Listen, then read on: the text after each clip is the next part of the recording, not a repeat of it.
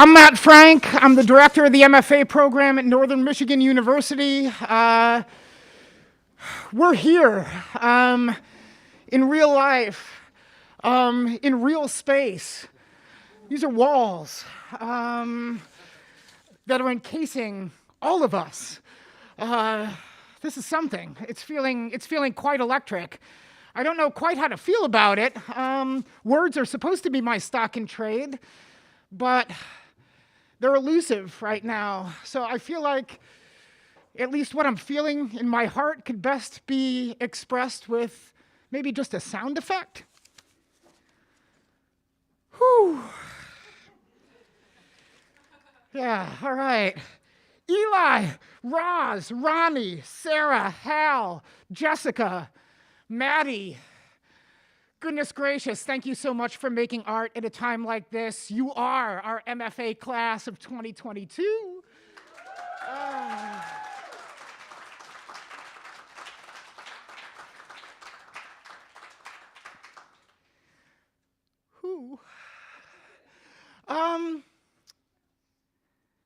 Rumor has it that Tristan Tzara first conceived of Dadaism in 1916, when he was sitting outside at a cafe in Zurich, Switzerland. He had a plate of brioche in front of him and a cup of coffee, and he was like staring off into the middle distance, and he reaches down for his brioche, and he takes it, and he misses his mouth, and the brioche goes in part up his nose. And he claims that the world's potential to jump toward absurdity at any given moment just descended on him in the aftermath there, and then he soon thereafter conceived of Dadaism. You know, in his thesis, The Earth Ball, Eli Sparkman has revealed to us, via such careful and unexpected acts of mapping, the humane pulse lurking at the heart of the absurd.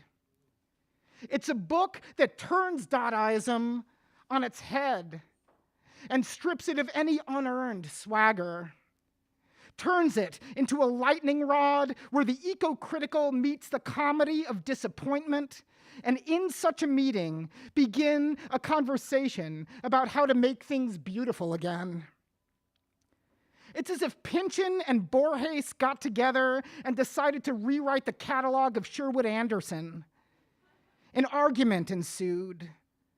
And then it's revealed that the entire collaborative endeavor was some fleeting dream of Ursula Le Guin, which she forgot to write down, but somehow gifted to Eli via the back alleys of the celestial monochord. It's that kind of book, you all. In The Earth Ball, Eli's chapters tell secrets. They pass notes riddled with urgent information and addenda. They reinvent urgent. These are notes so impossibly good that we unfold them slowly and quietly beneath our desks. They may tell us that they'll beat us up at dusk on the playground. They may tell us that they love us. We will emerge from them changed and bemused as the world stretches out now, differently burnished, and so much bigger before us. We suspect we will get in trouble for reading them. We suspect correctly. What an exuberant and delightful cartography of the probable end days and possible, if elusive, salvation of humanity. Exhuming the extraordinary in the seemingly quotidian, the holy spark at the hearts of our smokestacks and signage and very hearts themselves. Revealing our species to be just as siphonophoric as those whom we dismiss as alien, like the Bathyphysa conifera or flying spaghetti monster. A functional, floating, and stinging colony of zooids whose favorite food is the lanternfish. Yeah, Eli wrote a book that compels such wild leaps. such furious audacity, such infectious enthusiasm in its drive to embed the pre-apocalyptic into the post-postmodern, while revising and essentially deflating the received tenets of apocalyptic lit and postmodern lit, and most every other hastily applied temporal prefix besides. What is pre anymore? What is post? Where are we? What is this place? This place of pears. Pears.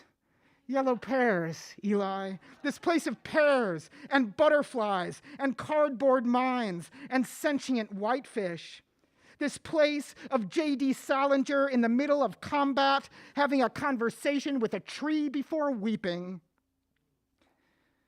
It must be the Earth Ball. It must be Eli Sparkman's Earth Ball. Eli, come claim your yellow pear, and the rest of you get ready for a brioche up the nose.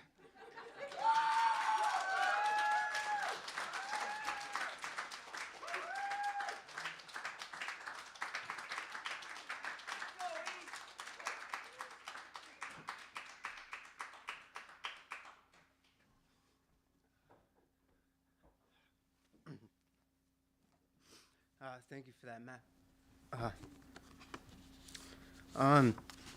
Just before I begin, I just wanted to say, writing is so hard. I know. I got a lot of respect for, excuse me.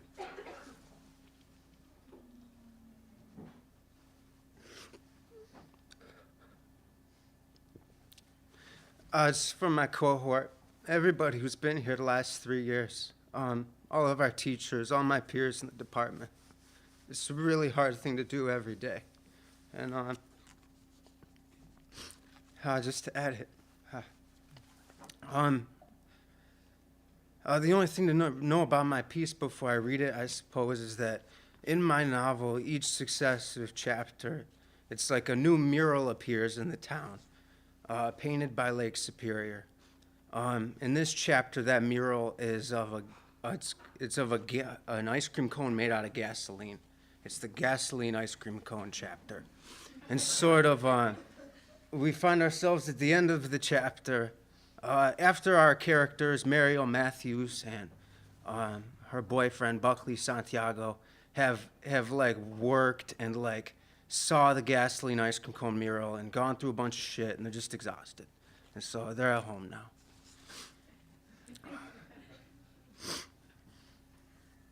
A long day at work, and then the whole gasoline ice cream cone mural fiasco. Today was exhausting, to say the least.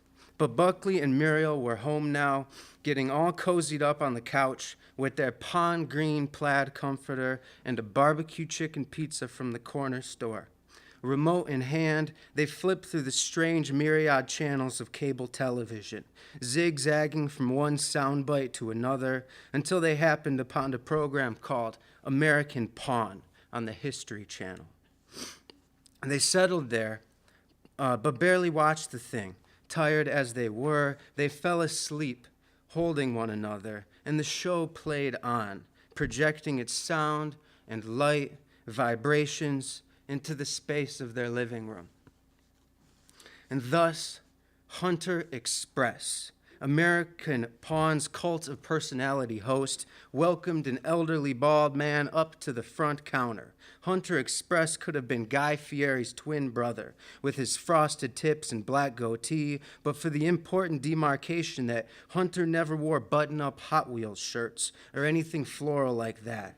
Instead, he wore solely gray jumpsuits. According to the yellow font on the screen's bottom, the elderly man with bad posture was to be called Client Dan.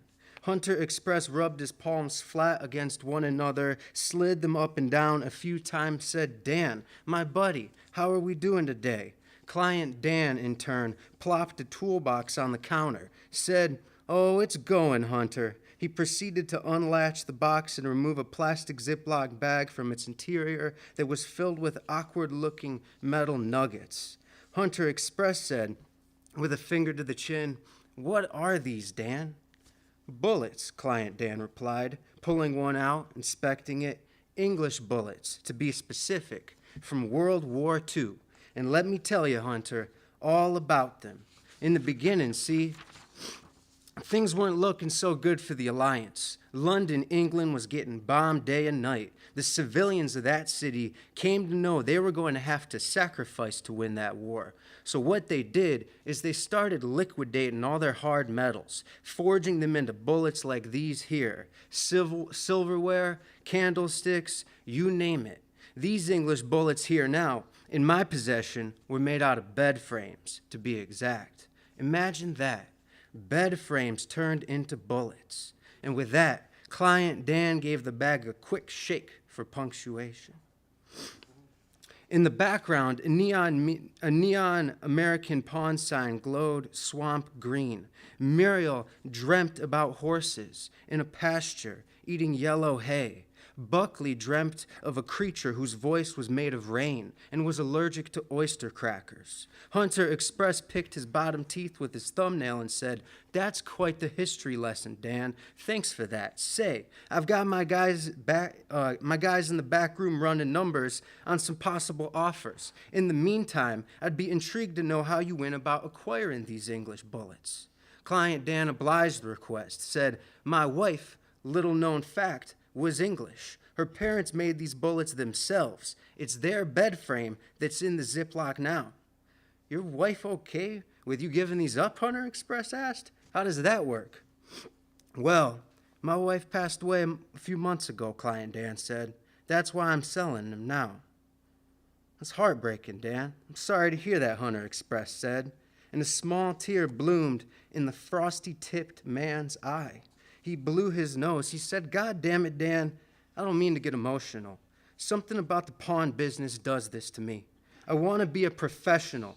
It's just tough to hear about a situation like yours." "It's okay," Client Dan said. "You can cry. Crying can be professional in a lot of businesses."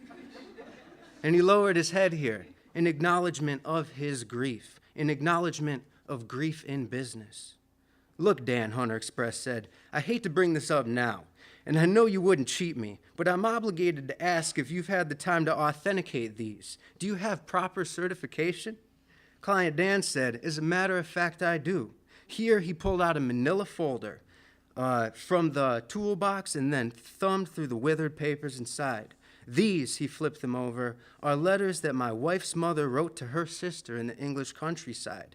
They detail life during wartime. They're stamped and dated and have been deemed by the necessary historians to be trustworthy artifacts." He offered the papers up to Hunter Express, who received them. "Jesus," Hunter Express said, gazing downward, "your mother-in-law had insanely good handwriting. That's some of the best I've ever seen, Dan." "Why, thank you," Client Dan said. "I've thought the same myself." "Say," Hunter Express said, "we're still waiting on the numbers from the guys. But while we're here, do you mind if I ask you one more question? If not for the back room, then for the televisual audience, those people out there, our dedicated viewers." Client Dan said, "You can ask me a question. For you, for the guys, for anyone." "Great," Hunter Express said. "Thanks. I'm wondering how big of an impact, when it comes down to it, did your English bullets have on the war? I mean, to be frank, Dan, did the English bullets win the war for the Alliance?" "I understand your question, Hunter," Client Dan said. "And the thing to understand is this. England had more than enough munitions at their disposal. The real goal with the hard metal liquidation mandate was motivational.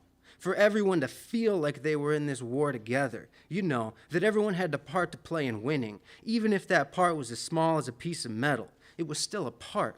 So, ultimately, it's a tough question, Hunter. It relies on an intangible. Some might call them invaluable. I might say that. But if we're speaking strictly about how often these homemade bullets were used for battle, I can't say it was often. Hence, part of the reason I own them now." And there, Client Dan's eyes gleamed underneath the bawdy pawn shop light, glorious prisms that they were, as he remembered valiantly the story he had never lived. "Huh," Hunter Express said. It sounds like they didn't do that much to me, Dan, to be honest, but that might just be my opinion. We'll have to see what the guys in back, what they think. That's kind of important. Should be any time now. You know, Client Dan said, the thing that wins a war isn't bullets. It's ports. If you have ports, you can move all the bullets you want. You can bring in food, people, clothes. Whoa, Hunter Express said. The numbers are in. Okay, as is our custom, Dan. We're required to ask you how much you are hoping to receive for these English bullets. We'll put it in a graphic on the screen for the viewers at home to compare and contrast. It's part of the fun here. Client Dan said, I was hoping for, $500? Maybe $600? I see, Hunter Express said. My guys are saying, and I hate to break it to you, but I'm getting word that the most we're able to offer is $40. $40, Dan. What's your reaction to that? Client Dan didn't have a verbal reaction to that, at least not yet. Instead, he rolled his shoulders and straightened his back. He seemed to be searching his entire body for guidance, for some piece of delicate wisdom. And he took his time with this, a time during which Hunter Express checked his rich wristwatch not once but twice, hummed, yawned. It was only then, after that intercession, that Client Dan said, I'll take the $40. I'll take it. It's not nothing. And that was that. The deal was done, and the two men shook hands on television. Muriel woke up several hours later after American Pawn had ended. Buckley's body generated so much heat on the couch. It was like a sauna underneath the comforter. She folded the blanket away from her torso, and it fell off of Buckley, too. That's when she observed, illuminated by the televisions, what she realized now was an infomercial's light, a tiny bead of sweat propped on the hair of his chest, like a bird's egg, sweet and lofted, delicious. She bent over and kissed that dollop of sweat. It tasted like salt. She turned the TV off, with its yammering on into the deep, dark infomercial abyss, and the room went black. She felt the feeling of wanting to return to a place somewhere far away from here. She hoped she would, as sometimes, in her experience, dreams were accessible in this way and could be returned to. Salt on her lips, barbecue sauce on her gums. She felt for a foot by her foot, and she found it. Thank you.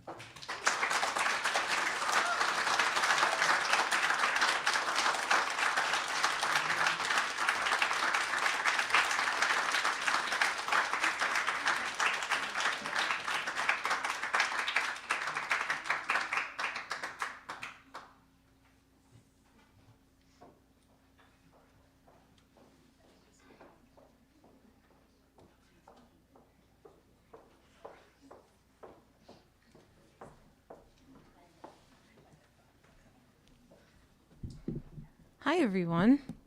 My name is Dr. Patricia Killalay. It is a good day here in Anishinaabe Akin.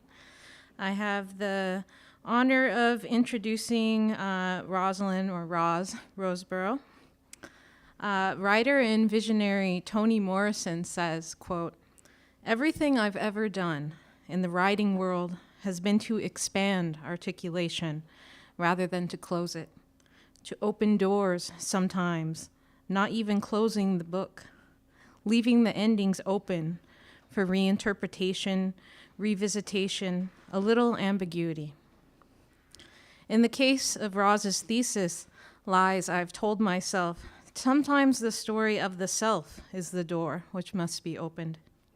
That story of the self is ever evolving and expansive, for it also contains the stories of the people and places the storyteller comes from. Ringing with moments of striking reflection and tinged with unexpected humor and thoughtful research, Roz's writing shines even in the face of tough memories that need remembering and difficult truths whose time has come. It has been an absolute joy and honor to journey alongside Roz as she spent her time here at Northern refining her craft and leaning deeper into her own voice. Roz, I'm so excited about where your voice will take you in the years to come. But right now, tonight, or today, your voice has taken you to the shores of Lake Superior. We're all lucky to hear you share your work, so please join me in welcoming Rosalind Roseborough, MFA and MBA, to the stage.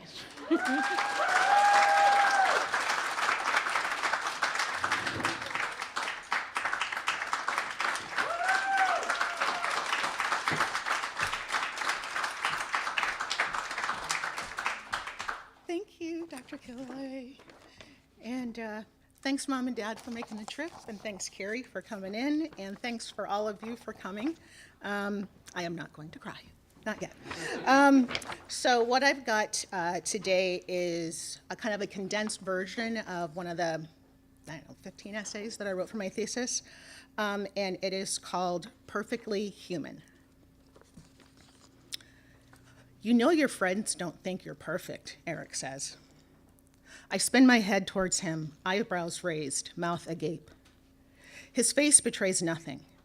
Eyes on the road as he maneuvers our rental car around the tight curves along canyon walls, Yosemite an hour in the rear view. I can't relate to perfect people anyway, he follows up.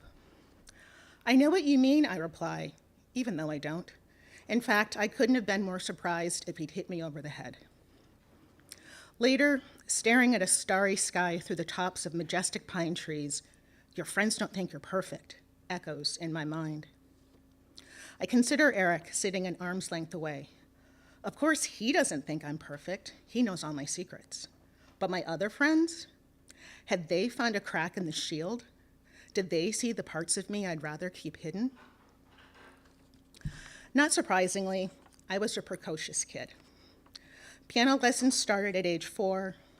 Mom says it wasn't until 2 years in that they realized I can't read music.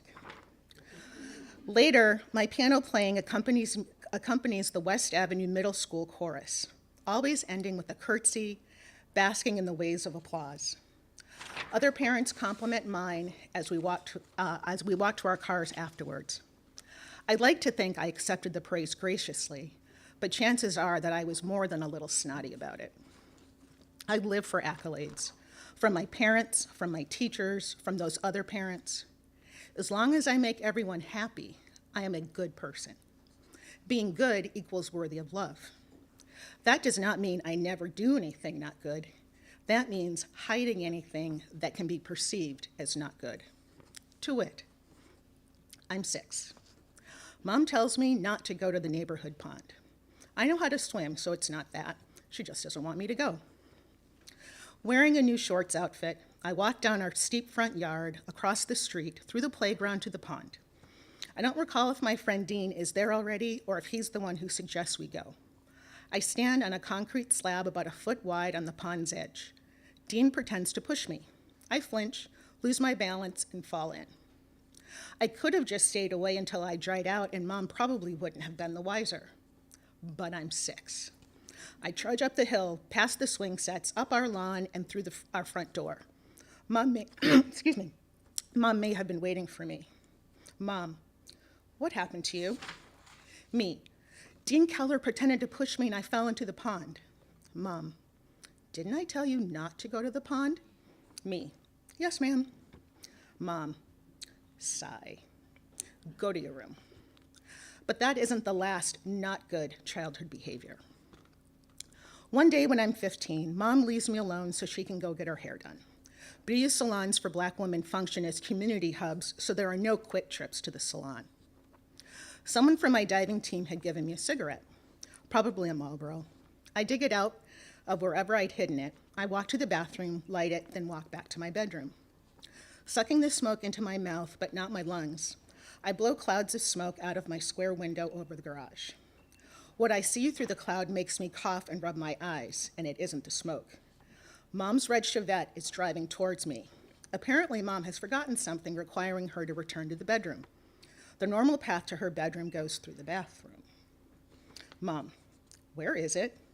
Me, where is what? Mom, the cigarette. Me, I don't have a cigarette. Mom, I could smell it in the bathroom. Me, I was just lighting matches. Mom, I know what a cigarette smells like.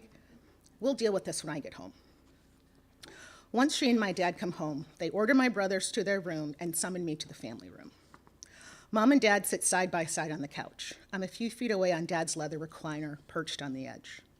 Dad, I heard you were smoking cigarettes. I'm very disappointed in you. Me, bawling uncontrollably. I'm so sorry, Daddy. Someone gave it to me. I just wanted to try it. I'll never do it again, or something like that.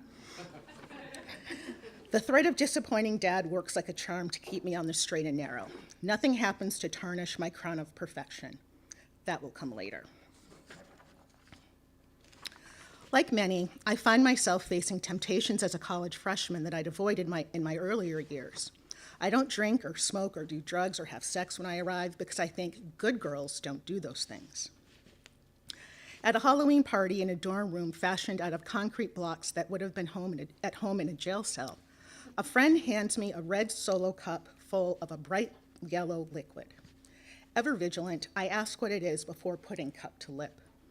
She points to a green 2-liter plastic bottle with a bright red, yellow, and orange Sun Country wine cooler label. I sniff it, citrus punch, and take the teeniest sip, bracing myself for the alcohol hit. To my surprise, all I taste is citrus punch. I don't recall getting drunk, which would have been hard to do at about 5% alcohol, but discovering it can taste good is a scales falling from the eyes moment. There is no going back. A year out of graduate school, living in a downtown Chicago high-rise, feeling literally and figuratively on top of the world, I get laid off. This is before the era of mass downsizings that would become widespread a few years later, so I can't help but think it's a verdict on me. Note that I said me and not my performance or my role. That is intentional. Being told we no longer need you translates to you are not a good person. Needless to say, I'm devastated and unprepared for such a blow to my massive ego. Perfectionists like me consider failure a fate worse than death because our self-image is predicated on performance and achievement. My parents respond to my news differently. My dad, this might be the best thing that could have happened to you. Mom is a bit more nuanced. She first asks, you know how you feel good when you can help your friends? Everybody's rock answers in the affirmative. She follows with, let them have that same feeling by helping you. The thought had never crossed my mind. In keeping with my date-preventing wanderlust, at 44 years old, I willingly choose to move myself to Johannesburg, South Africa. One book says it is likely that if I accidentally drive into a township, I will likely get carjacked, stripped naked, beaten, and left for dead. This possibility always on my mind, plus driving on the other side of the road, makes me nauseous every time I get in a car that first month. I start to wonder if it wasn't such a good idea to move alone to the opposite side of the world. I knew it was a long way away from the US physically, of course.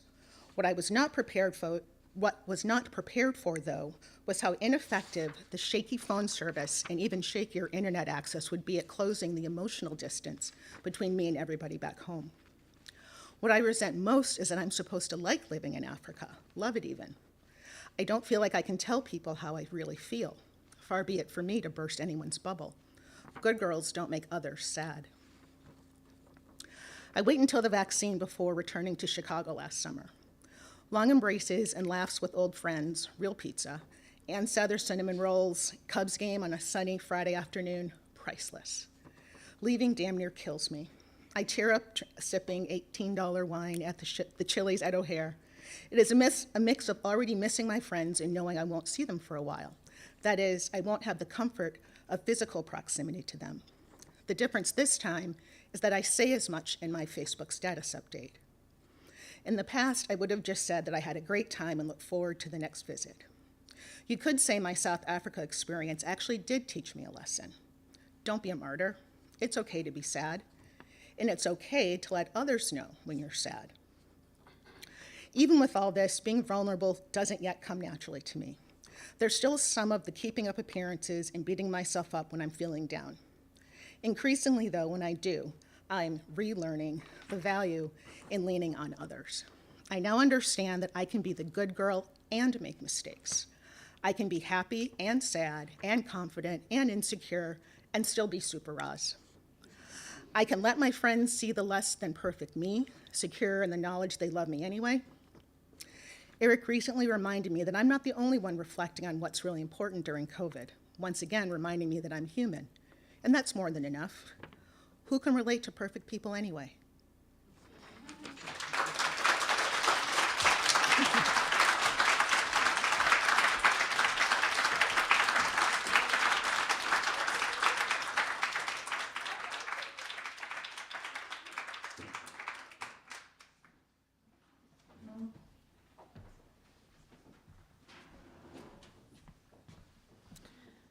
Hello, everybody.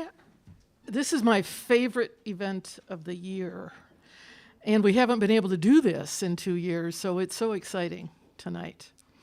And it's so good to see so many people here. It is my pleasure to introduce Ronnie Ferguson, a poet. I have been continually surprised by Ronnie. For example, last fall, he approached me about doing a directed study this semester and organizing a Great Lakes Poetry Festival. And so I thought, oh, this sounds great. It'll be really fun, like a long weekend of activities. But it's not a long weekend of activities. He has, with a couple of other people, planned something every single day of April. So Marquette has been Poetry Central this month, and those readings and films and children's activities have, I think, been appreciated not only by people like me who are poets, but parents and readers and lots of others. But about his thesis. When you're a poet and someone asks you to direct their thesis, in part you feel a little lucky because poetry books are skinny. And the lines don't even go all the way across the page.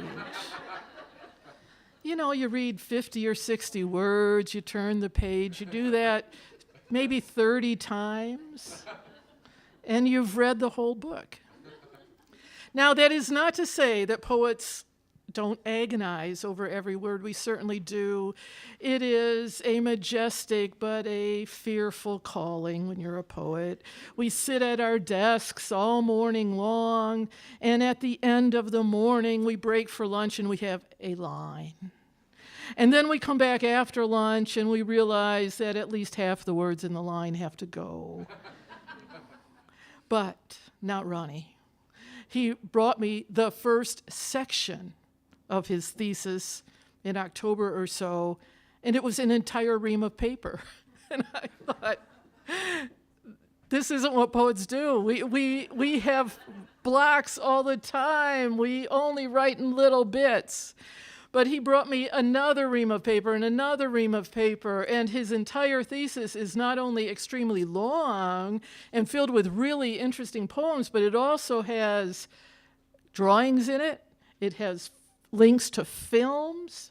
It is full of all kinds of stuff that is just exciting and astonishing to see all together. And so what he's produced is really impressive. But the way he's produced it has been equally impressive. Every time we sat down to talk about his work, he's a really avid listener. He appreciates all kinds of critique, and he then incorporates it, and he says, thank you for all this, right? As opposed to what most of us want to feel like when we're getting critiqued is, boy, that reader's really stupid, right? Until we come to our senses and realize they might have been right. So it's been a great pleasure. I will regret not being able to see Ronnie every week, but I trust that we'll still see each other quite regularly. So here's Ronnie.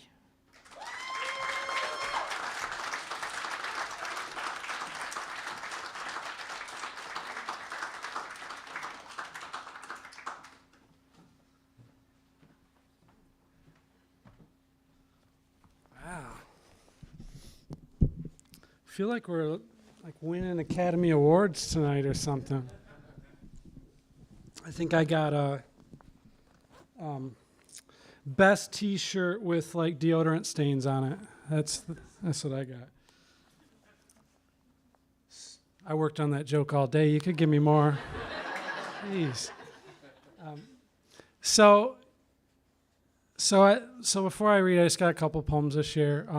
Before I read, though, I want to tell you about the poem that I was going to share. So this is what I was going to do. So this poem was going to be called Gratitude for the Last 3 Years. And what I was going to do is I was going to name all my professors class by class and all my peers name by name. And I'll tell you, I did write the poem. I wrote it in my head, and it was the easiest poem I ever wrote. You know? And the ending was really good. So the ending, I get to the end of the poem, and just like the Academy Awards, I thank God at the end, and I'm like, God, sorry, this poem's a little lame. There's not many good images in it, and I don't think a poem's very good if it doesn't have any images.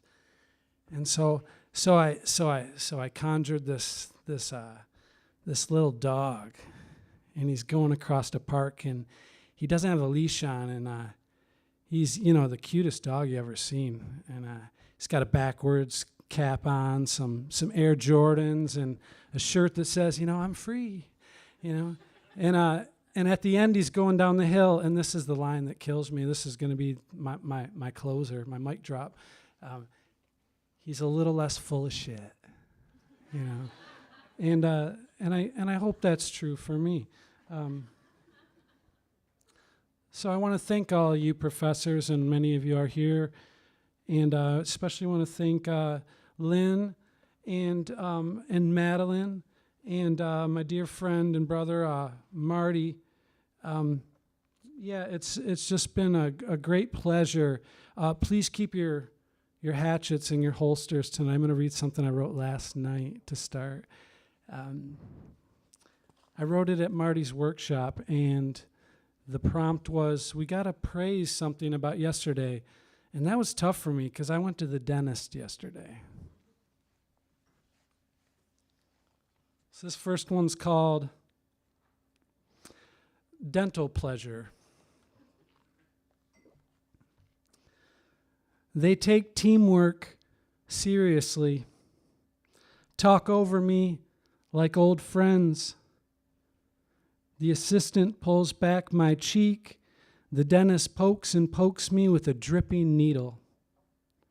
In a few minutes, half of my mouth becomes a wet whoopee cushion. Is that the UP, I ask, nodding slightly at the ceiling tile directly overhead. An old canoe on a beach, calming water and clouds. But my question comes out, gibberish, gibberish, gibberish, whoopee. My moans begin to compete with the high-pitched buzz of the drill. I sound like somebody else when they're being pleased, maybe even playing it up a bit for their partner. The assistant asks, "Are you okay?" And I say, "I'd rather be at the movies." But it comes out, gibberish, gibberish, gibberish, groovy.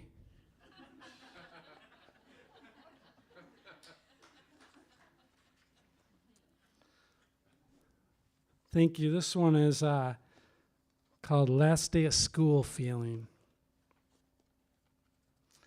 A nostalgia, unmistakable as fresh-cut onion. I'm aboard the city bus, staring in the faces of the other passengers and wondering who they are and how many people here in Jackson, Michigan, I'll never see again.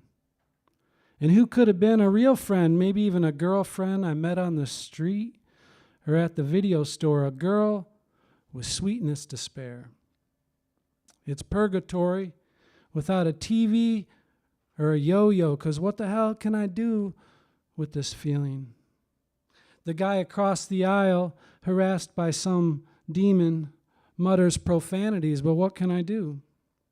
I pray for him silently and feel stupid and wonder if any prayer anywhere could ever make those voices in his head go away forever and give him hope that he won't always be so poor and sick like I am.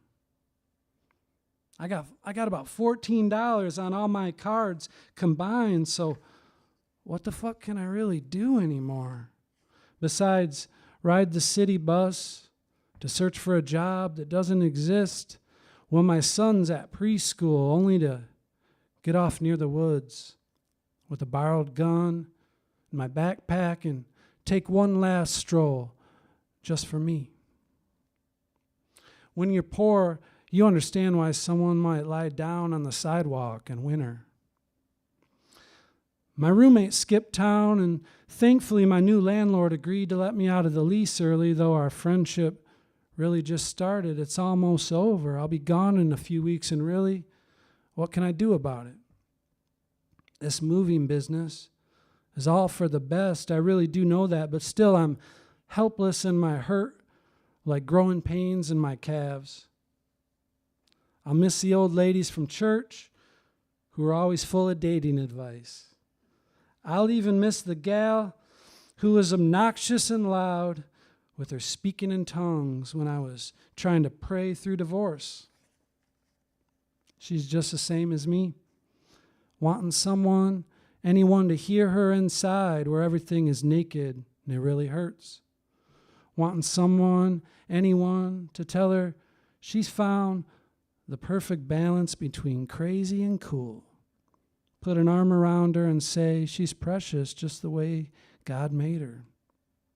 I'll miss the crew at the gas station, even old boy who always hit on the girls I brought in with me.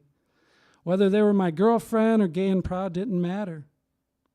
He's just the same as me, wanting someone to hold, someone precious as a virgin's diary. I'll miss old girl next door who offered me a quickie in any position for a pack of cigs. Geez Louise. She's just the same as me, shoveling the snow off the sidewalk for visitors who never come because no one really cares about you if you're poor unless they're poor. But even then, shit, they got enough to worry about. I'll miss the kids with autism who I took to the park or sat with while they watched cartoons and danced around on their toes.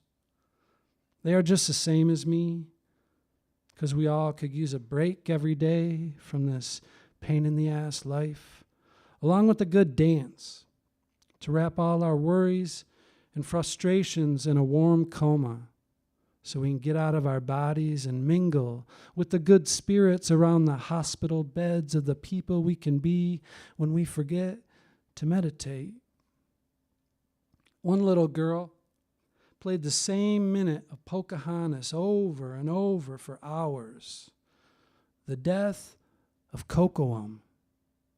And that's just like what I've been doing with this last day of school feeling, playing all the regrets over and over, the missed opportunities, the faces I've half forgotten, the folks I never quite got it right with. Every old, wrinkly, unrealized dream is tongue-tied, limp-dicked, drug-eyed, and drooling spit and oatmeal and will soon be dead forever. And so I'll get packed soon. I've been thinking about what to pack. I know I can't take it all. It's like high school, graduation. Someone takes a few pictures, and the rest is a history book written in a dream language it takes decades to decipher. Jackson, you're a hard-ass place, and just so you know, you always have the blood in my heart.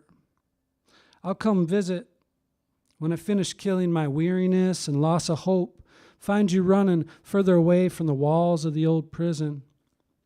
I'll be happy for you, happy to call you my friend. Forgive me, Jackson, for I know I failed you so many times like a used car, the right price and full of promise until it seizes up the first week of winter, starts leaking fluids in the snow. Forgive me, family, for forgetting the first 20 years of my life, all your love and devotion, for I know I turned from your concern when I could have fallen, unashamed and unafraid, into your many strong arms. Forgive me, friends, for I'm still learning how to be a friend, even to myself, and I know sometimes you're true friends. I know you forgive me.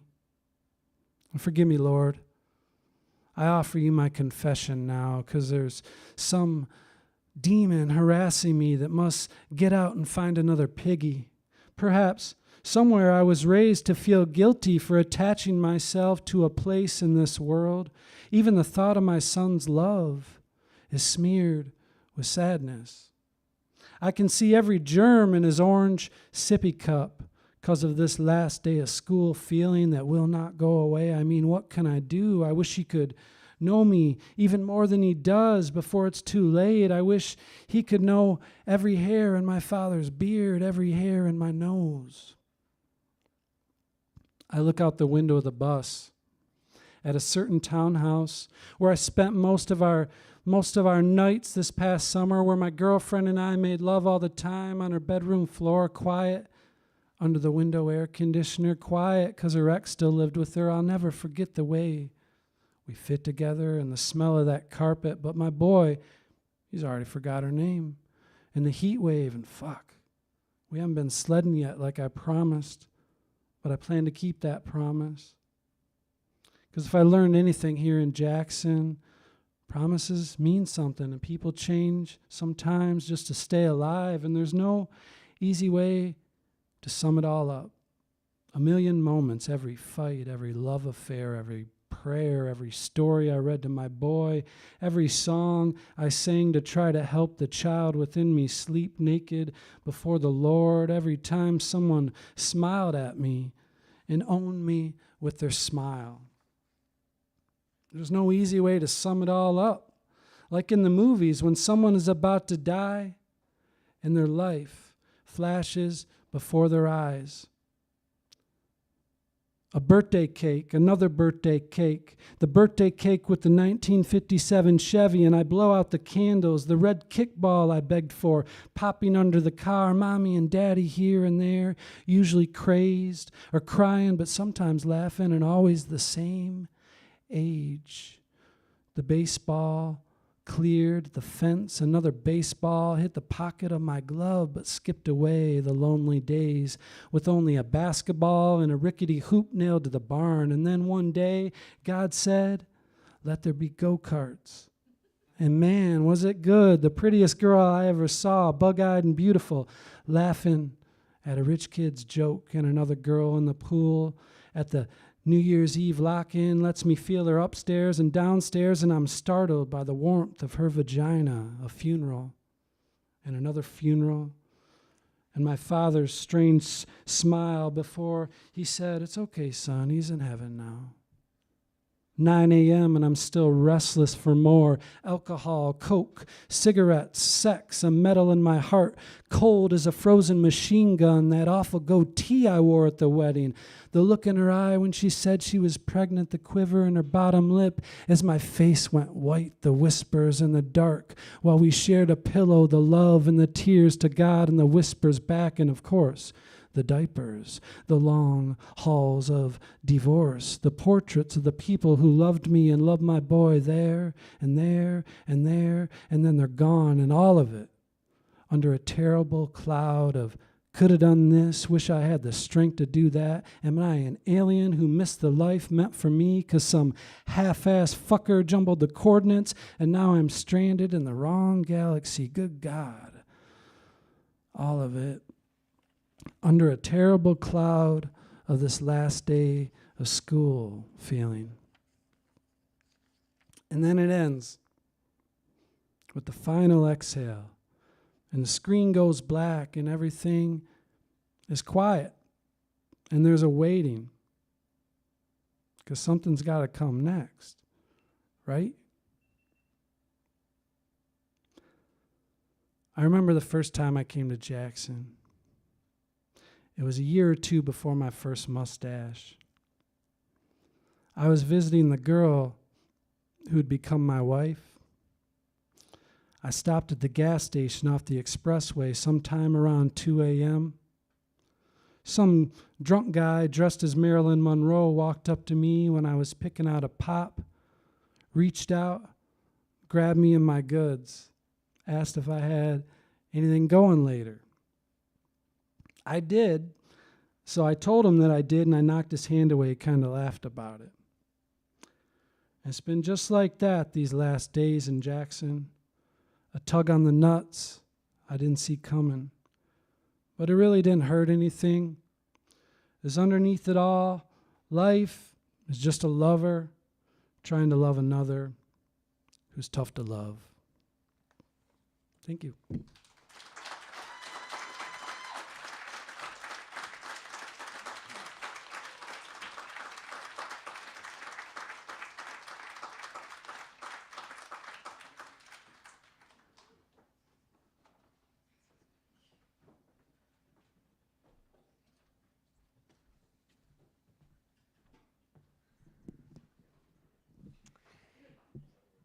I should take this off. It's an honor to get to introduce Sarah Solberg tonight.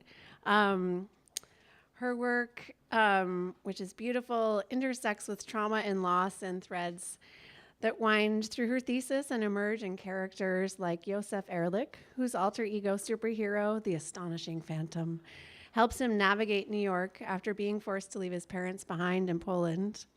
Or in Victor the Vampire, who devours quarts of blood and nurtures an abandoned baby bat.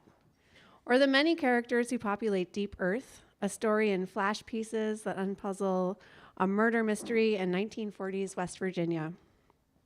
Sarah is brave in her representations of characters from far-ranging places and eras, infusing her stories into her stories her love of research and history. I confess I have a soft spot for her nonfiction, which feels to me the most magical of her work, delving into her relationships with the places she's known most intimately, her family especially, and the loss of her mom. Her language is always lyrical and raw and gorgeously precise as she stitches, sometimes literally in fabric patchwork, the story of what such deep-felt loss and everlasting love can do for one person's perceptions of the world. She does what one of my favorite artists, Catherine Parker, does in Hanging Fire, Suspected Arson, an installation made from burned wood from a case, excuse me, from a burned building that was suspected of being burned by an arsonist. Parker uses these charred sticks to reanimate the object that's been burned, bringing the parts into a new form, new life, something suspended in the air, the pieces slowly spinning, a sculpture made of ruins, now full of hope. I've been honored to read with and learn from Sarah. I admire your tenacity to keep on writing even when it's physically painful, and I can't wait to see your novel, your short story collection, and your memoir out in the world.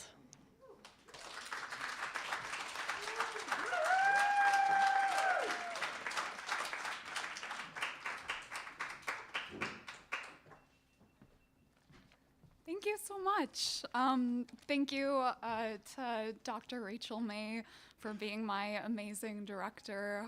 Thank you to Monica McFawn and to Dr. Amy Hamilton for being my readers. And thank you to all my amazing cohort members. You guys have been absolutely incredible for the past 3 years, and I've learned so much from each and every one of you, so thank you. A lot of my thesis has to deal with grief. I lost my mother a few years ago, and her loss has inspired a lot of my work, both fiction and nonfiction. But for this evening, I chose to read a flash creative nonfiction piece about her, so thank you. This piece is called To the Woman Who Inherited My Mom's Phone Number. You probably don't remember me, and really, how could I blame you? I struggle to remember me, the me who so easily turned down my mom's invitations to join her on kayaking trips or walks, who always punished her with silent treatments for the slightest perceived wrong, as daughters do, who didn't spend hours at a time listening to the same repeated voicemail. The me who'd never written a eulogy. If I can't remember me, how could I ever expect you to? Besides, 3 years is a long time when it comes to envisioning an unexceptional encounter with a faceless, nameless stranger. I don't think I told you my name anyway. I might be wrong. Grief has a way of warping past events. In any case, I'm the unknown number who popped up on your phone screen one spring afternoon in 2018, perhaps distracting you from the work form you were filling at your cubicle desk, or interrupting you as you stood in the dry goods aisle and calculated the cheapest brand of fettuccine, or providing a much-needed excuse to step away from the TurboTax page blurring before your eyes. Whatever you were doing, it must have been mundane enough for you to risk getting trapped in conversation with a telemarketer by pressing accept. And there I was on the other end, gazing out my kitchen window at the one stray cumulus cloud in an otherwise clear sky, its plumage morphing as it drifted past, oblivious to the world below. I was caught off guard when you answered, startled by a voice too young and deep and without the rasp of a tumor pressing against your esophagus to be the person I was expecting.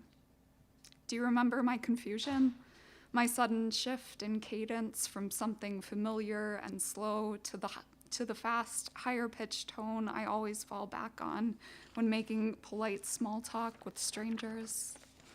I remember yours, your up-flicked inflection as you asked who Marcia was. I remember pulling back my phone to double-check the contact illuminating my screen. I remember sitting at a table scarred with 2 decades of scratch marks, tiny notches from knife tips gouged into the oak, remnants of family dinners, of the chicken parmesan and tuna melts and enchiladas cooked by Mom. I remember skimming my eyes over the snow-covered backyard, coming to rest on the sun-glistened hump under which Mom's garden was buried. I remember thinking about massaging a back that ached from a day spent hunched over tulips and green onion stalks, hands calloused from tugging weeds. I remember remembering, and I remember red-hot shame diffusing into my face at having forgotten in the first place. That's something the hospice nurses never warned us about. Between all their murmurs of responses are unpredictable and make sure you're taking care of yourselves too, and I'm guessing less than a week now, it must have slipped their minds to mention that sometimes in the aftermath, you just forget. I used to, anyway, back in those first few months when my brain was still trying to separate my post-mom existence from the 23 years prior, during which her presence had been a constant, an ingrained, a to-be-taken-for-granted. Once every couple weeks, there would be a moment, a few breaths worth of time, when I'd glance up from my novel or iPad or the half-chopped carrot on the cutting board before me and wonder where Mom had gone. Is she in her room? As I strained my ears for the creak of a floorboard, the caw of a cushion spring under someone's readjusted weight, the tap of fingers against keyboard, a cough. When's she supposed to be back? As I surveyed a driveway dusted gold from the street lamp, undulating with shadows of wind-blown trees. But the house would inevitably be quiet, the darkness unpunctured by headlights, and my solar eclipse of memory would come to an end as the moon lumbered on, the world brought into view once more. I can't tell you why these eclipses happened, only that they did, and it was one such eclipse that led me to call you. I can't really tell you why I'm writing either. Is this letter my explanation, my reclamation of a moment I've never been able to expunge from my mind, my confession of the lie I told you just before rushing to hang up, blood pooling into my cheeks, the mumbled wrong number, that echoed in my empty kitchen as I stared up at a newly cloudless sky? I'm not sure. I suppose in the end, all I want you to know is this. If a faceless, nameless stranger ever calls again, wondering if Marcia is there, please forgive me. I just want to ask Mom where she's gone and when she's planning to come home. Thank you.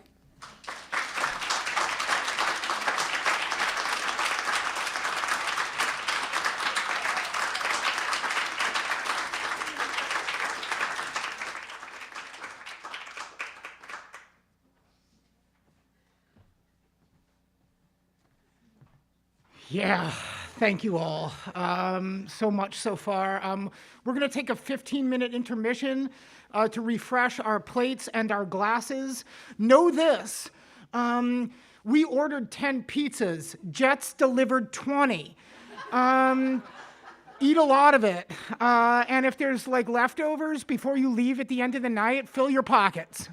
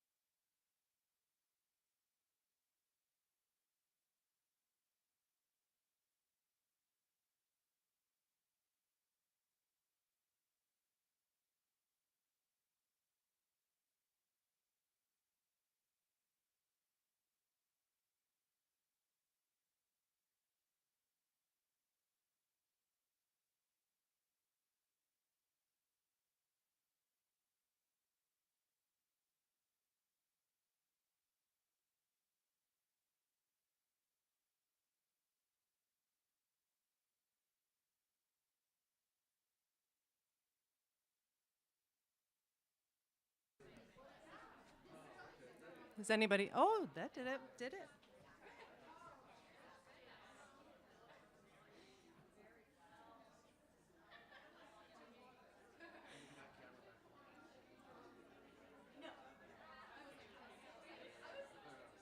We're gonna go. Let's start part 2. I know my name's Jen Howard. I know I look like I'm out of order here.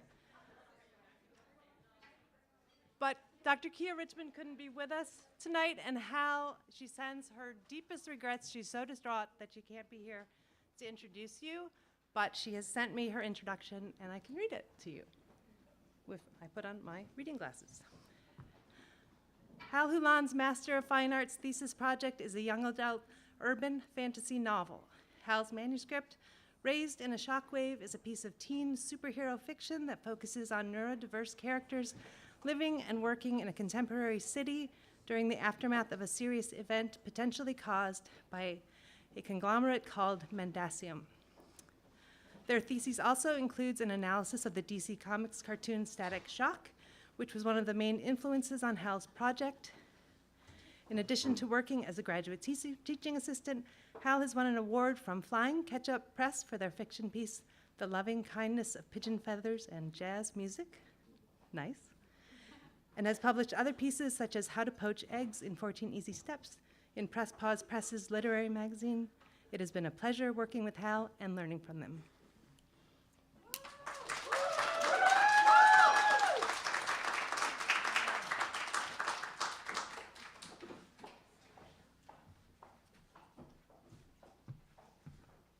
Hi.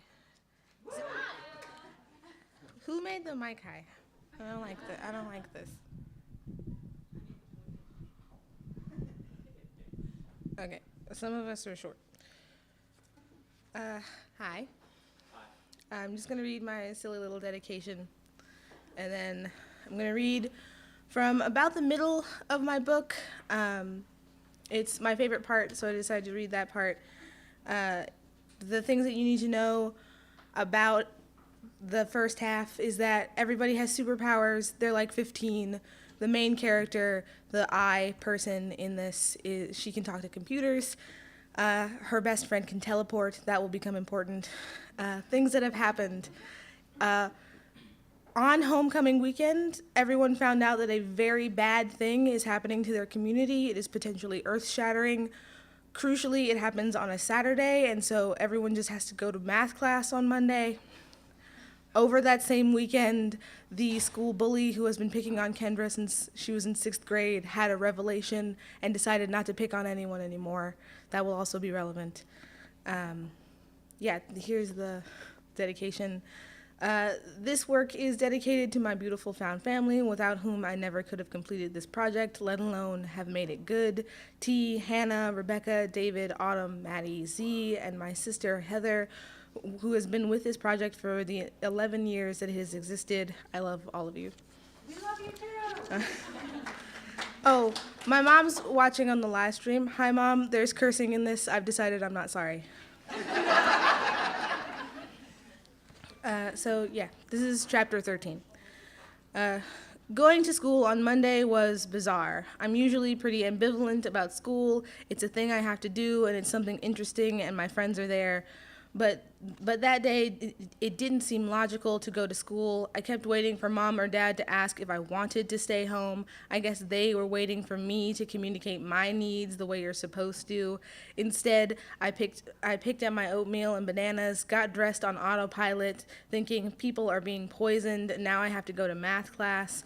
The entire bus ride, I was looking around at people and seeing 72s. The superpowered people are called 72s. And seeing 72s and knowing they were 72s and thinking, you're being poisoned. I texted Kevin to ask if he was all right, and he didn't answer me because he was recovering from, being poisoned.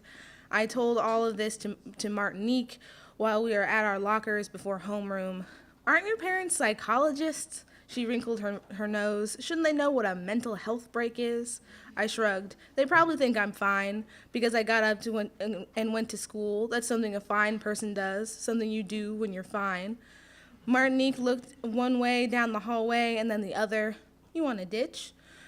I made a face that I hoped conveyed incredulousness. We're already in the building. They're not going to let us wander out the front door. Excuse me. Martinique shrugged. Maybe they don't have to. She nodded at something behind me, and I turned to see Adam coming up the hallway toward our first class. That's the guy who could teleport.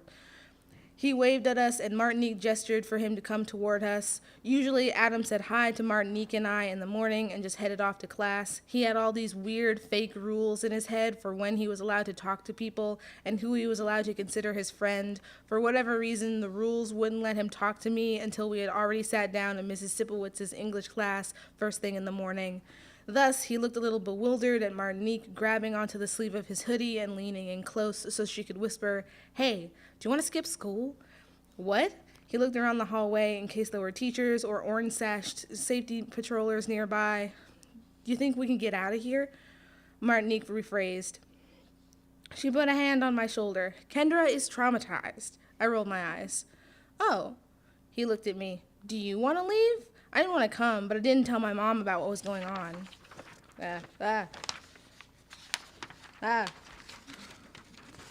My eyes widened. "You didn't tell her anything?" He shrugged. "Why would I? She'd just freak out and ground me again. You know how hard it was coordinating when to be home so she'd think that I hadn't been out after school, and I could never be anywhere any of her nosy coworkers would spot me. It was exhausting. Plus, I missed a whole month of new art drops downtown. Adam loved walking through the denser areas of downtown Carter City and watching graffiti artists paint. It was how he'd met Kevin and I." "Never again," he shook his head. I frowned. "I mean, I think it'd be conspicuous if we just disappeared right now." The warning bell sounded out above our heads. "I'll text you at lunch and we can meet up," I told Martinique. "You got it," she nodded. I got through my first couple classes all right. We were starting a new book in lit, since, to quote Mrs. Sipowitz, "'twas a fool's errand to get any of you to concentrate on Laurent over homecoming weekend." She held out her copy of the new textbook, Traveling Song by Forrest Green. It was about some guy traveling across Europe, except he never actually gets to the places he wants to be, and he misses all of the events he wants to attend. It sounded interesting when Mrs. Sipowitz had announced it early in the semester, but I couldn't concentrate on anything she was saying. I remember being surprised that more people weren't absent that day.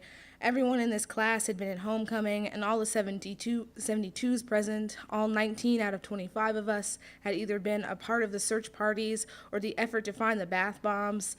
Nicole was there despite having been poisoned. She felt me looking at her from across the room and smiled. I tried to mouth, "Are you okay?" and Mrs. Sipowitz reprimanded me for not paying attention. The school grouped people into math based on skill rather than pure grade level. You had to retake the assessment test every year. And so Adam was off to Algebra 2 after Lit, and Cassandra and I were headed to Calc 1. And she asked me if I was okay, and I didn't know how to answer her. Third period was the elective for 10th grade, and I was in Native American history with Adam and Tyrone, who also asked me if I was all right. We were arranged at tables in that class with 5 people at each station. I glanced at the other 2 kids at our table for a second before deciding not to lie. "I might leave at lunch." "Your mom picking you up?" Tyrone asked. I shook my head. Tyrone raised both eyebrows, then glanced at Adam, who made a series of faces I expect conveyed our plan to ditch. Tyrone nodded, and we let Mrs. Navarre narrate a series of oral histories and quiz us on which elements had also been present in the colonial texts we'd received the previous week. Fourth period was biology 2, and I sat in front of Angel, who seemed just as listless as I was. My phone was on silent in my pocket, but it relayed to me what she was typing behind her textbook. Mr. Ashwood was droning on about bones and ligaments, and he always spent most of the class with his back to us, so her talent was wasted, and really I could have just taken my phone out to type back to Angel, but I didn't care. I stared up at the board as it filled with terms and definitions, and I let my phone's buzzing voice lull me into a stupor. "This is stupid," Angel texted. "The whole fucking world is ending, and we have to memorize the bones of the hand. Ashwood can memorize the bones of my left foot. If this were a movie, we could both ask to go to the bathroom and sneak out of the building. Who would stop us? Meredith? Andrew Meredith. Andrew Meredith was Meadowlark's sole security officer on loan to us from the Carter City Police Department. He skulked around the house during class changes and harassed anyone whose bag was the wrong size or shape for his liking. I could take Meredith. I bet you could get his phone to rickroll him super loud as a distraction. Can you do that? I could probably do that, but it'd be kind of hard unless he already had the song downloaded to his phone. When Mr. Ashwood finally let us go to lunch, he always tried to make the same joke about starving us until we could recite the day's material back to us. I grabbed Angel by the arm and led her all the way to where Adam usually sat, in a corner as far away from the teacher's table as possible. There was a pillar over there, and while we weren't allowed to maneuver a table to sit behind the pillar, who knows what kind of shenanigans we could get up to out of the teacher's sight. You could be back there for a couple minutes without getting caught. Adam was already standing with his back pressed against it when Angel and I arrived. I'm gonna text Martinique and we can meet her wherever and then leave, I explained. Martinique had a different lunch period than the rest of us. Got it. Adam nodded and looked behind him to see Tyrone striding up to us like taking a sharp right turn after coming into the cafeteria, and walking straight along the wall was cool and normal and not at all suspicious. When Adam looked back, he had this tiny little smile on his face, and if we hadn't been trying to be sneaky, I would have teased him about his crush. Hey, Tyrone got super close to the three of us so we could all still hide behind the pillar. Are we good to go too? He glanced at something behind me. Oh no. I was about to ask what was wrong when someone tapped me on the shoulder. I turned around, expecting to be confronted by a teacher. Instead, Corrine, that's the bully, was standing there with her hair in twin cornrows on either side of her head. She had her marks out and was wearing a baby doll top with purple larkspur printed on it, and I had never had a particular vendetta against cornrows or purple or larkspur, but in that moment, I hated every single one of those things with a burning passion, because Corrine Beecher was facing us, and she was not standing behind the damn pillar. I tried to message you yesterday, she said. I blocked you on everything, I said. I should have done it a long time ago. I felt Adam grab my hand, but I pulled it away. If Corrine saw us teleport, she'd rat us out for sure. I had to get rid of her first. Corrine smiled. I guess I can understand why you did that, but now that this whole thing is behind us, I just wanted to say how excited I am that we can be friends again. I blinked at her.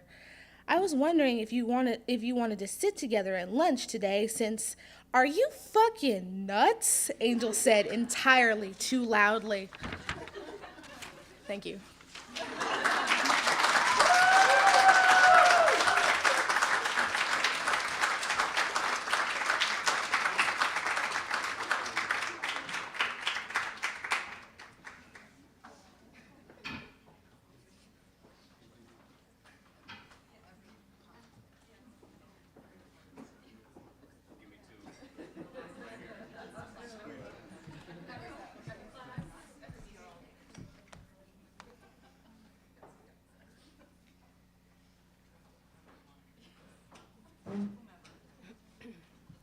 Hi, good evening. I'm Caroline Shakovsky, and it's my pleasure to introduce to you Jessica Hudson. I'll say a few words about Jessica's project from my perspective as her advisor. Jessica's thesis revises and reimagines centuries-old myth, that of the mermaid. Her process of writing this book involved extensive research among hundreds of sources, historical and contemporary mermaid narratives, essays, novels, poems, diaries, films, photographs, along with a family archive of photographs and stories. Jessica's project both mourns and builds on mermaid stories and myths. Not only does her project bring together these many sources and strands, but it lends them a new significance. It's not just a puzzle that's put together anyway. It's a puzzle that also creates a shape that's meaningful. So you'll hear about that in a moment. The old mermaid myths often erase, and violently so, the voice and agency of the mermaid. Jessica rewrites the mermaid in many different voices, time periods, situations, and from many different perspectives. And this creates a dialogue between the past and the present. Family stories on which Jessica draws are mythologized, and then in turn, myths become personal. The result is a polyphonic work in which the mermaid is finally given both voice and mobility. Jessica's use of the hybrid essay is, to my mind, an ideal form for this project on the mermaid, because the mermaid swims and walks. She is also a hybrid creature. Jessica's work was influenced by several theoretical approaches, theories of the body, several of them, and theories of the cyborg as a celebration of liminality and of in-betweenness. Jessica's remarkable writing has to be experienced and heard, so please join me in welcoming Jessica Hudson.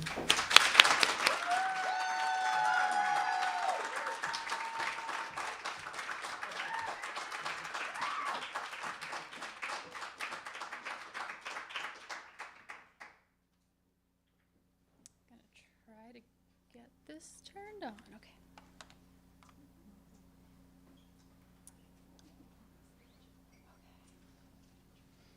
Okay. Well, this is warming up. I'll read my little introduction.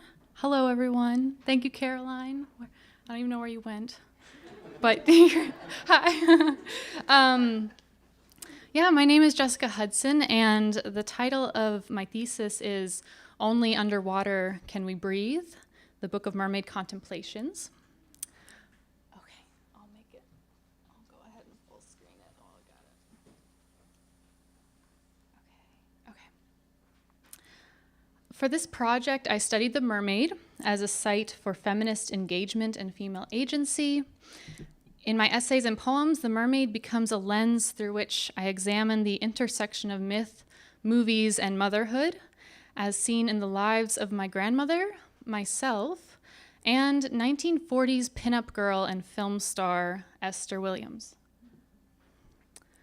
Williams was known as the $1 Million Mermaid, and she brought synchronized swimming to Hollywood. She was portrayed as the ideal woman, beautiful, kind-hearted, and a good mother. At that time, my grandmother was a teenager absorbing many of those same ideals. She posed in swimsuits, the way that Williams did, and she embraced the ideals of femininity that Williams represented in her movies. In the last 80 years, those ideals have evolved and traveled from Esther Williams to my grandmother, to my mother, to me. So on the screen here, you'll see Esther Williams on the top left. That's her performing underwater.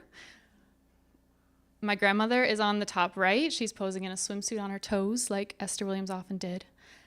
And underneath is a picture of a Coke ad, and I'm pretty sure they used Esther Williams as a model, even though that's not said anywhere.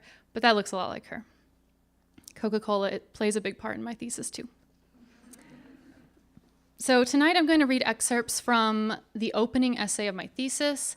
This essay gives conceptual context to the rest of my work. It's a braided essay that introduces the idea of female entrapment and the male gaze, weaving together etymology, personal memories of my grandmother, and a scene from one of Esther Williams' final movies in which she almost drowned due to the male crew's oversight. Before I read, though, I want to thank the English department, my readers, Patricia Killalay, my other reader, Matt Frank, my thesis director, Caroline, and all of my fellow grad students for supporting me in this project throughout the last few years. It's been a really, really wonderful time up here.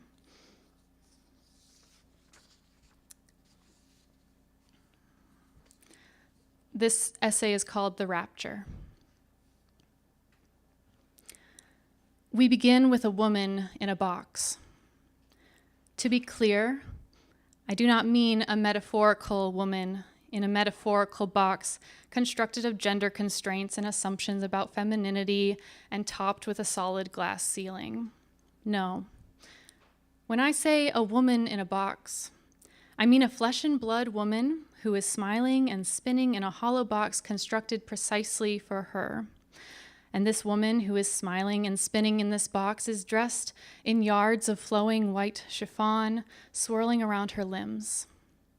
And the woman may not be a metaphor, but she is a dream, a man's dream, hovering above his sleeping face, her chiffon more translucent than white in the darkness of the box, which is actually a sitting room, where the man lies unconscious as the smiling woman glides over the sofa, twirls between two poles, leaps from wall to wall, and the smiling woman's feet haven't touched the ground once, nor does she seem to be breathless from her ballet. Instead, a slight string of bubbles rises from her lips, and yet she is still smiling, touching the man's shoulder, holding, floating, her toes never brushing the floor. If she is not flying, she must be underwater. I do not know what my grandmother ate for breakfast, alone in her apartment encircled by pines. What did she eat to keep down the coffee? She always smelled like burnt beans, the bottom of the pot crusted brown with too much heat. The only meals I remember eating with her were fast food. McDonald's served coffee, so McDonald's served her. Burger King was an entire category in her tilted food pyramid. I don't remember what we ordered to eat, but no doubt she ordered a Diet Coke, a staple in her diet since sometime in the 1980s. Her way of staving off the lure of the other red and white, the addiction I never knew about until high school, when Mom told me about the day she found the bottles hidden in Graham's closet upstairs, behind the jumpers and mustard plaid jackets, how she hurled the bottles down the carpeted stairs. According to Merriam-Webster, the first time the phrase rapture of the deep was seen in print was in 1953. The year Esther Williams filmed her final MGM Aqua musical, and my grandmother modeled in high school bathing beauty pageants. Other words that debuted in 1953: ballpoint pen, bleep, bubble chamber, director's chair, drip dry, fish stick, freediver, overqualified, road trip, stiletto heel, sunblock, and videotape. The word rapture has its roots in the post-classical Latin raptura, meaning poaching, rape. Definitions have spanned from sexual violation or ravishing, abduction or the act of carrying off a woman by force, carrying onward as a force of movement, and a state of intense delight or enthusiasm. Rapture is often used in contemporary writing to describe the sensation of being in love, an ecstatic feeling akin to being intoxicated. In a matter of minutes, you will become the woman in the box. Pete, the prop man, has tested the room himself, so today you begin shooting the underwater ballet sequence. In order to be a vision, first you must be seen. Your white chiffon dress, chosen to stand out against the black walls of the box, soaks quickly, pulls at your torso like a lover. You inhale a minute's worth of air and let the fabric pull you down into 15 feet of enclosed water. Pete gives you a thumbs up before closing the trap door above you. Through the floor-to-ceiling window that makes up the front wall, you can see the crew, all men, chatting behind cameras and tables. The director gives you a thumbs up from his raised chair, so you begin. Smile, first, always. Swoop down the wall in front of the fake window, twirl around the column, glide to the sofa, keep smiling, take a seat, rise up, feel for the trap door, not there. Kick forward, reach up, the chiffon clinging to your waist, thighs, wrists. Look at the men, their mouths pursed against cigarettes, coffee mugs, oxygen, facing each other instead of you. Why does your heart pound so much louder than your fist against the ceiling? The director chuckles. No one sees you. Stop smiling. After Pete opens the trap door and hauls you up gasping for air, you realize this is the second time in 2 years you have almost died because a man stopped watching you. The scientific term for the rapture of the deep is nitrogen narcosis, from the Greek word narcosis, meaning the act of making numb. Scuba divers know it to be a potentially fatal form of underwater intoxication. If the body does not receive the proper amount or type of oxygen while underwater, basic motor functions begin to shut down. This can cause tunnel vision, loss of strength, impaired judgment, uncontrolled ascent, euphoria, sleepiness, and death. I'm trying my best to remember my grandmother as she was, the mother of my mother, who asked me to remind her how to play free cell every time I visited, who never printed her name, who lived on fast food and Diet Coke for the penultimate decade of her life, before she moved into the nursing home where she slept on her back, mouth open like an infant. I'm trying my best. The woman in the box feels the rapture of the deep only once in her lifetime.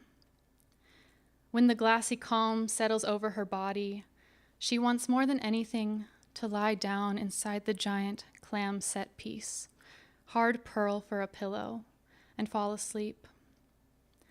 Through the newly installed underwater speakers, she hears a man's voice telling her to swim into the light, calling her back from the rapture. Graham didn't enjoy driving. Quiet now, she'd say, hugging the wheel every time another car approached. One afternoon, light from the setting sun ricocheted off the paved hill that led home. Pierced by gold, the road before us disappeared. It was dangerous to stop there, surrounded by woods and blind corners, yet still she braked. 2-liter Coke bottles cavorted in the trunk, 50 cents worth of black coffee sloshed in a paper cup, without a lid in the armrest between us. Both of us glowing, and still we could not see. Thank you.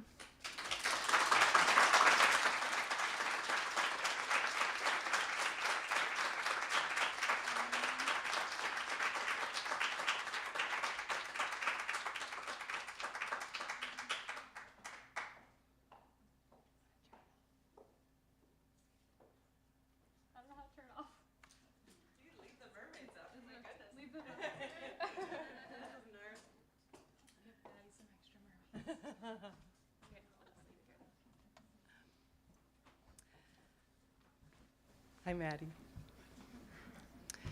I sat down to write my intro about Maddie Hernstrom Hill, and I started to type about how smart she is. You know, she's so smart, right?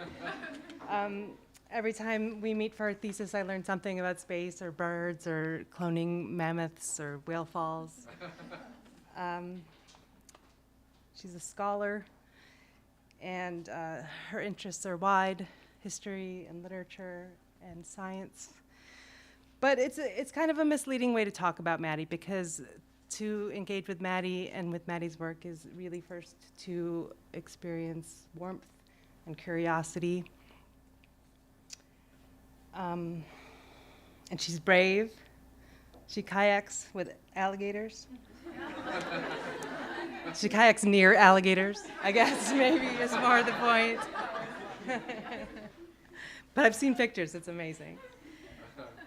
And she asks for help when she needs it, and she'll go for thesis walks with me when winter is at its most, which is very brave. I should have worn my reading glasses here, Maddie. I can't see this at all. Maddie's smarts are only part of what lead to the amazing work she does, which you will hear in a moment. But you'll walk away from time with Maddie or with her work reminded about how cool it is to be curious, how to be your own kind of scholar of all the things that you like, and not just by knowing things, but by leaning warmly toward even a very difficult world.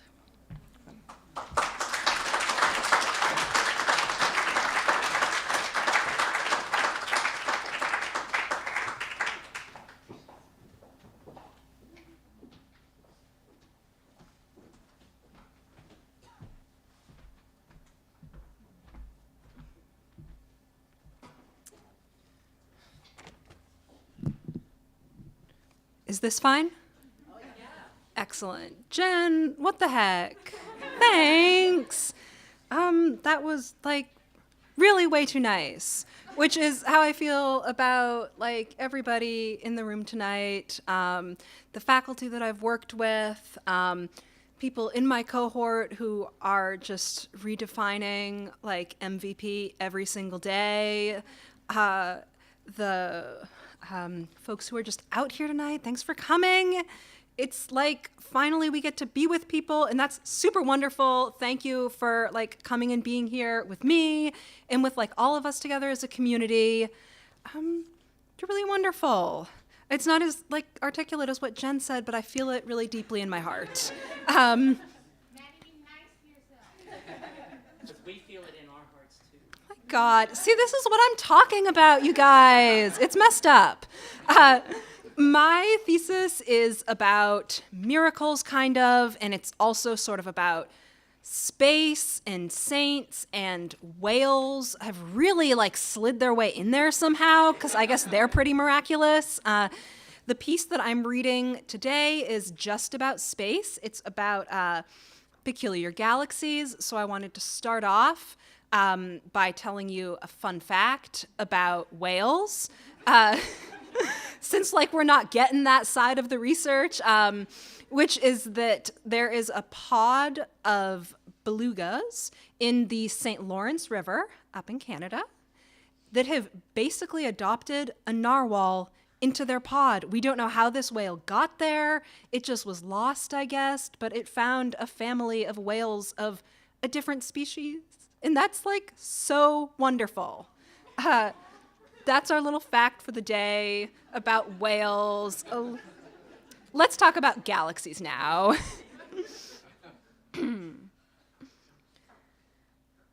What makes a galaxy peculiar?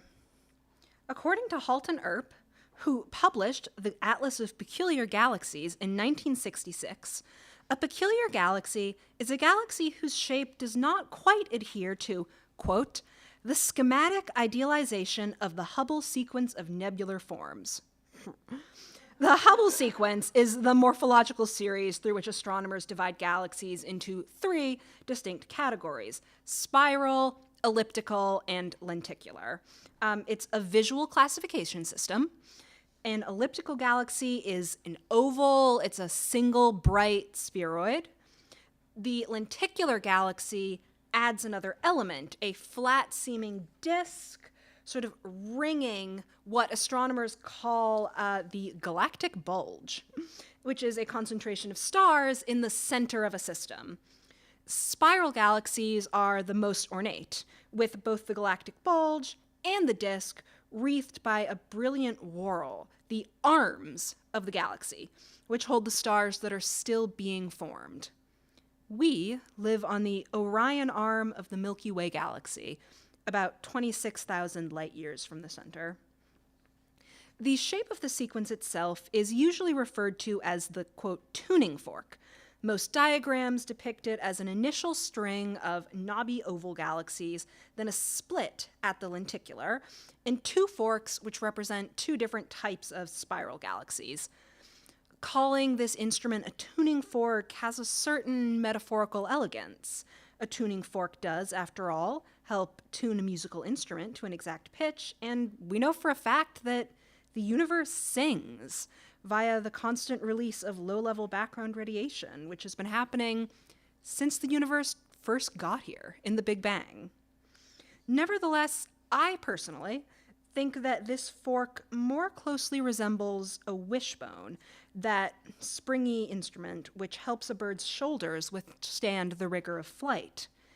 Because yes, I am looking for music in space, but I'm looking for skeletons too, and I'm looking for a way to fly. And I'd be lying if I didn't admit that, yeah, sometimes I'm searching for a wish. Now, those peculiar galaxies are the oddballs, the systems that don't quite fit along this diagram. They may be asymmetrical, or possess unusually long arms, or be paired with another galaxy, matched together beyond what gravity can explain. However, as Arp admits in his preface, almost every galaxy is a little bit peculiar when examined closely. The Atlas, Arp continues, is in fact intended as a tool towards appreciation of these peculiarities, as it is only through close attention to the peculiarities that astronomers might be able to gauge a more realistic understanding of how galaxies function, particularly how they form. That said, Arp's tone throughout this preface bothers me. He begins with a comment that scientists are yet to, quote, penetrate very far into the mystery of the galaxies. Later on, he muses that if we could analyze a galaxy in the laboratory, we would deform it, shock it, probe it in order to discover its properties. Oh my God, what an unbearable methodology. Does experimentation have to be violent? I think there are other ways to understand the inexplicable than by ripping it apart. Thankfully, astronomy has ambled on past the 1960s, and the atlas is now recognized as an excellent sampling of galactic formation and interaction. Galaxies bounce off one another.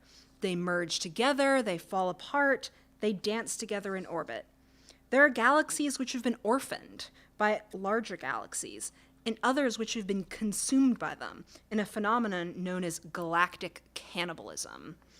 Limpet-like galaxies cling to the staunch gravities of heavyweight systems. A couple thousand light years away, well, million, something like that, light years away, a toxic galactic thruple pickpockets stars from one another. These galaxies are tireless, constantly in motion. It's as though they know that, as the universe expands at an ever-quickening pace, they're slowly being drawn further apart. The heat death theory of the end of the universe argues that it won't all end in fire. The galaxies will simply grow more and more isolated over the eons. Eventually, they will become too far apart to interact, and eventually, they will be so far from the rest of the universe that they can no longer draw in new hydrogen and carbon to fuel their stars. In the darkness, they will flicker out. But for right here, right now, on the Orion arm of the Milky Way galaxy, in Ordok Brewery, in April, a little past, I think, 7:30, the galaxies are dancing. Thank you so much for coming out tonight, everybody.